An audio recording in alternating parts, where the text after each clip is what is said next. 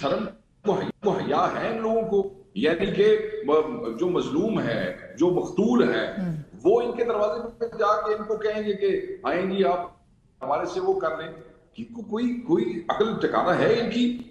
ان کو دیکھیں، جو خان صاحب نے ایک ونڈو کریٹ کی کہ جو قتال انہوں نے کیا ہے اس حکومت نے، ان کے وزیر اعظم نے، اس قتال کی وجہ سے کل اداروں اور عوام میں جو خلش بیٹھ رہی ہے اس سے پاکستان کا نقصان ہوگا مستقبل میں. تو اس کو ختم کرنے کے لیے، اس بے یقینی کو، اس چیزوں کو استحکام لانے کے لیے انہوں نے ایک ونڈو کھول دی کہ جو بھی کنسرن کوارٹر میں سے بات کرنا چاہتا ہے کر لے. اب آپ دیکھیں کہ اس کے جواب میں ان کے وزراء کا لہجہ، انہوں نے ہمارے شہیدوں کا تمسخر لایا. یہ وہی لوگ ہیں جو کہتے تھے ایک گولی نہیں چلی اور پھر ان کا ڈپٹی وزیر اعظم جو ہے وہ مان گیا کہ ہوائی فائرنگ ہوئی. پھر ان کا ایک سینیٹر افنان اللہ ہے، وہ مان گیا کہ بہت ہی سیڈ بیکاز جس طریقے سے گولیاں برسائی گئی.